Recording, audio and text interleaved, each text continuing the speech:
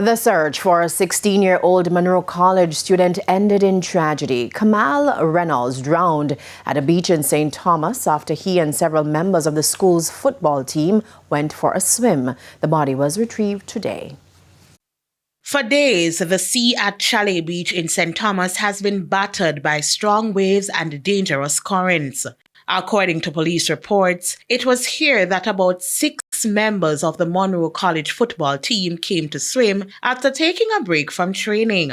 TVJ News understands that the team was in St. Thomas attending a football camp in South Haven, Yalas. Police say 16-year-old Kamal Reynolds was pulled out to sea by a strong current. One of his teammates tried to rescue him, but the rough conditions made it impossible. The dangerous sea also forced the rescuers from the St. Thomas Marine Division and the JDF Coast Guard to suspend their search because of deteriorating conditions.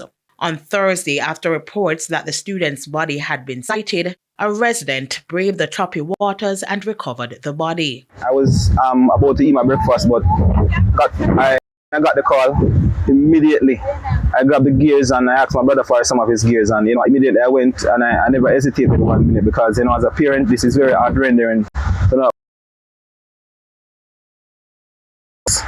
use worthwhile to society, and it's one thing to lose a child and another thing to lose, but don't even get to pay the last respect. The teenager's mother later traveled to St. Thomas to identify his body. She was too distraught to speak with her news team. Representatives of Munro College who accompanied the football team were also at the scene but declined to comment. Questions are now being raised about whether the boys had permission to leave the training camp. Sources tell TVJ News that the students left the camp without the knowledge of the adults supervising the team.